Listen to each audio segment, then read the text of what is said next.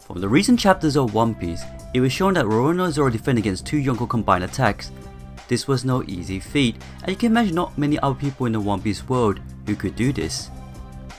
We have seen this before, that Zoro had to put into action to protect those around him against a massive attack, and this was also shown in Dressrosa. Now, this leads on to the final war, when the largest ever attack which will be fired upon our heroes, and it would lead the way for Zoro to defend against this attack and maybe his final role in One Piece.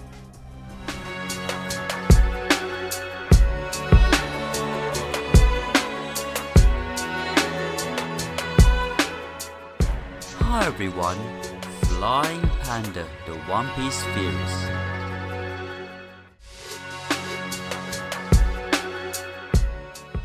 Zoro's Haki stops Pluton, the strongest defense in One Piece. Hi everyone, it's Flying Panda. Pluton. A name we do not hear much nowadays in One Piece, but Pluton, like the other ancient weapons, still do exist. Pluton was designed and constructed on Water 7 during the Void Century and became inactive after the war. As a reaction to the threat Pluton carried, the world government used the existence of Pluton, Poseidon and Uranus as the primary reason for banning Poneglyph's research. What happened to it after the war has not yet been revealed, but it's supposedly hidden somewhere in Alabasta, and the Poneglyphs telling its location is hidden in the kingdom's royal tomb. Pluton, as we know, is a powerful battleship, and we heard of its existence twice. The first Pluton is underground, whereas the second one is the blueprint that Franky destroyed. I believe that the world government will get their hands on this battleship, and that search begin in Alabasta, deep underground. 12 years before the current storyline, Spandam appealed to the Five Elders to gain control of the ancient weapon in order to bring the Great Pirate Era to an end. Even though Spandam failed in getting the weapon, I believe this didn't stop the world government of taking an interest to the weapon still. Pluton is a huge and highly advanced warship capable of mass destruction, constructed long ago in the city of Water 7 in the Grand Line. The battleship is said to be capable of destroying whole islands. So we know for sure that it will be used to destroy islands and even pirates around the world. It will be more devastating than a Buster Call. With the Straw-Hats having Poseidon in the form of Shirahoshi on their side, it will be fitting for the world government to be in possession of the Pluton. Now let's get into the point of why Zoro will be important when the world governments do fire it towards the Pirate Alliance.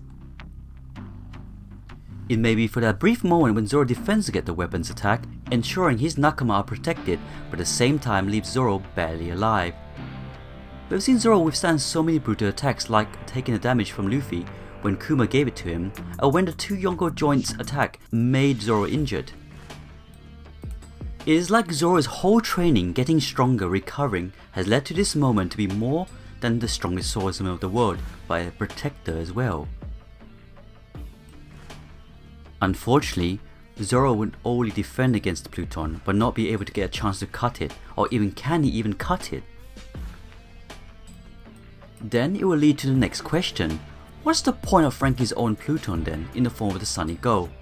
Isn't it meant to be a second Pluton? As I explained 2 years ago, the Sunny Go is not a new version of the Pluton, but a Pluton killer. Its sole purpose was to be used to destroy Pluton if it was ever to be used and go to the wrong hands. If you like your history, then it's similar to the tank killers that were used in World War II. Tank destroyers were purposely designed purely with the purpose of destroying enemy tanks. The main distinguishing feature includes the majority of them lacking turrets and carrying much larger and more powerful guns. The Tank Killers is a story of the American tank destroyer force in North Africa, Italy and the European theatre during World War II. The tank destroyer was a bold, if somewhat say flawed, answer to the challenge posed by the seemingly unstoppable German Blitzkrieg. The tank destroyer was conceived to be light and fast enough to outmaneuver panzer forces and go where tanks could not. At the same time, the tank destroyers would wield the firepower needed to kill any German tank on the battlefield. Indeed, American doctrine stipulated that tank destroyers would fight tanks while American tanks would concentrate on achieving and exploiting breakthroughs off enemy lines. Doesn't it sound like the final war of One Piece? Now, are you convinced that Zoro will stop an attack from Pluton? Well, let me explain this final part. Big Mom and Hybrid Kaido unleashed what surely could be the single strongest attack in the series, a tribute to old Dorian Brogy's own attack back in Little Garden. Now, Dorian Brogy's strongest attack, Hakoku, was used on the Island Eater, which appeared when the Straw Hats were leaving Little Garden. Before they used that attack, Dorian Brogy mentioned that only the Great Serpent soaked in blood can withstand the attack. As I mentioned in my old video that the Great Serpent soaked in blood that can withstand even Giant's attack could easily be the Red Line. Also, as Giants are loosely based on Vikings, one of the most popular myths caught my eye. The Red Line goes around the entire world and meets itself. There's a serpent called Yomanga, the world serpent, who is the son of Loki, that holds the world in place by wrapping itself around the world and biting onto its own tail, and the myth is that when it finally lets go of its tail, the world will end. It was always theorized that the Pluton were used to destroy the Red Line, and by destroying the Red Line at the Reverse Mountain and the halfway point, several of the Straw Hats accomplished their dreams. Brook reunites with Laboon, Frankie has a ship that sails around the world, the All Blue is created with Sanji, and Luffy is Pirate King by his own definition.